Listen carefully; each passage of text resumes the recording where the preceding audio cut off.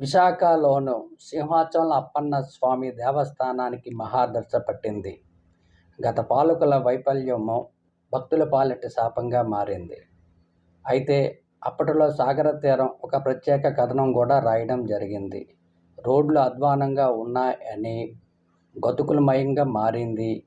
ఆ మార్గం ద్వారా కొండపైకి ప్రయాణం చేసే భక్తులు తీవ్ర ఇబ్బందులు పడుతున్నారని ఒక ప్రత్యేక కథనం రాయడంతో అప్పుడు ఉన్న ఈవో త్రినాథ్ గారు స్పందించి దేవాదాయ ధర్మాదాయ శాఖ కమిషనర్కు ప్రతిపాదనలు పంపించారు. అయితే ఆయన తిరుమల తిరుపతి దేవస్థానానికి బదిలీ కావడంతో ఆయన స్థానంలో కొత్తగా శ్రీనివాస్ మూర్తి గారని నియమితులయ్యారు.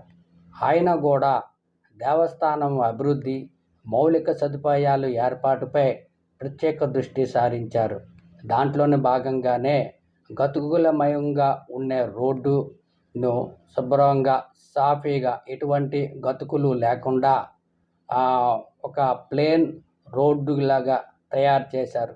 సో దీంతో ఇకపై భక్తులు ఆ మార్గం ద్వారా స్వామివారిని దర్శించుకోవడానికి వెళ్ళేటప్పుడు ఎటువంటి ఇబ్బందులు లేకుండా సాఫీగా వెళ్ళి హ్యాపీగా రావచ్చనే నమ్మకం ప్రతి భక్తుల్లో పెరిగింది.